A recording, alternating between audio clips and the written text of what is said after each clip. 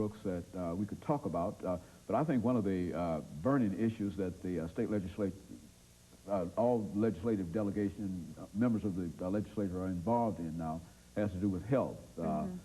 Let's, during the last few minutes, talk about health and youth. I think both of you are really concerned about those areas. And what are some of the views of the state legislature, and especially the Congressional Black Caucus, dealing with some of the issues of, that many of our people ought to know about in the state of Tennessee this morning? Well, I think probably the most controversial and the most important issue relative to health has to do with TennCare. As you know, TennCare has replaced Medicaid. The state of Tennessee has received a federal waiver to implement that program. And finally, rules and regulations have been promulgated. They have not been approved by the Government Operations Committee, but they have been promulgated, and they will be heard. They will be given a public hearing so that the public can come and attend. But it's real important for people, for constituents who have questions about this, who are concerned about whether or not their doctors and have not received any information from their doctors. If you're concerned about whether or not your doctor is participating, contact your legislators. We have brochures we can send out. There are toll-free numbers to call.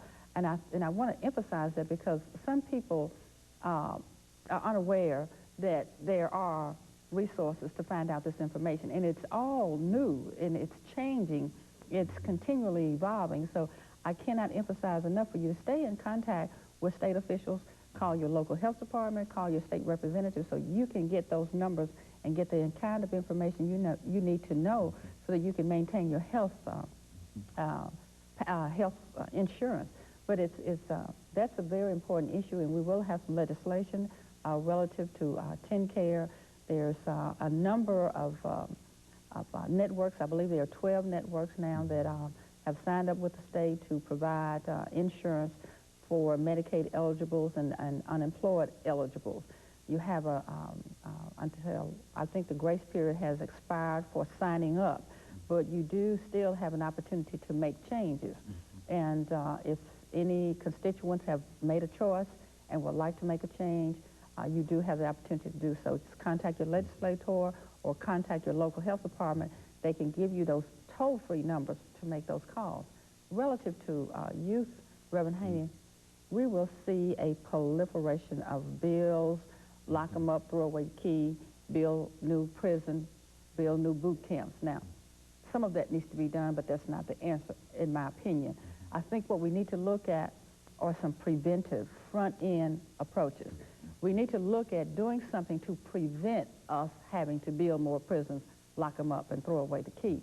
And to that end, I'm sponsoring legislation that will create programs for youth who are at risk of being put in state custody. We need to do some programs that will enhance self-esteem, motivate young people to continue school, go into a vocation, and those kinds of things. So we need to take some preventive measures as well as some front-end, back-end, or reactionary type measures.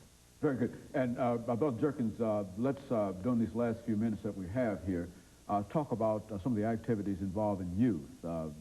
I think the entire world is aware of what happened quite recently in your hometown of Clarksville and some of the violence generally associated with youth.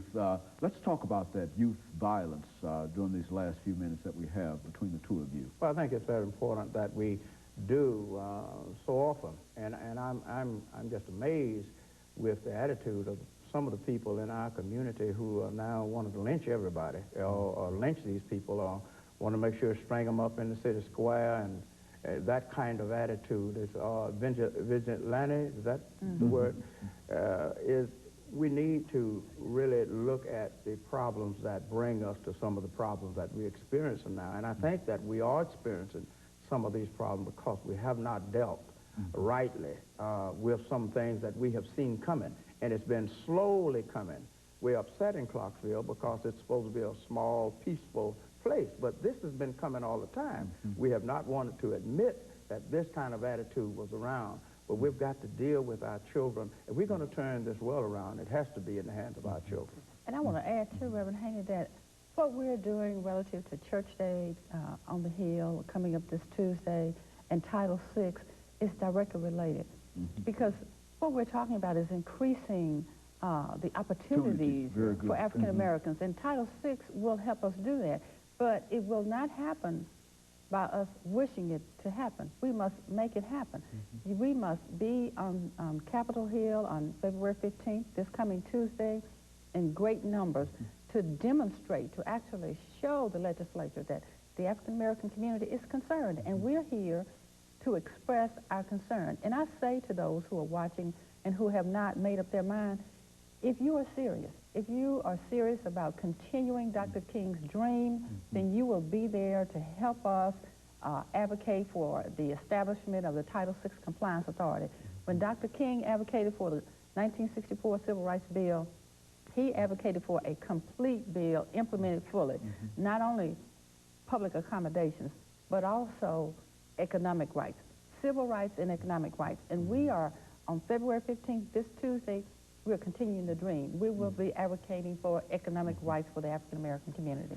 And of course, Brother Jerkins, I'm not exactly sure how much time we have left here, but during the time until we end it here, let's tie these two things together again, economic opportunity and youth violence, because I don't know whether or not many people seem to understand that connection. Let's talk about that. Well, there is a connection, and I think it can be, I can't think it can be certified. And it's very important that we register to vote. We will have on the Hill, and I want to get this in, for those persons who may need to register, we will have from every county registers there to help us to make sure that when they go back home, not only can we just talk to these legislators, but we can effectively act on them. Very good. And let me thank the two of you for coming by and giving us that excellent information this morning. I'm sure that people are going to turn out for this coming session, this coming Tuesday. And let me encourage you to tune in again next week for another informative edition of Comments. Thank you and good morning.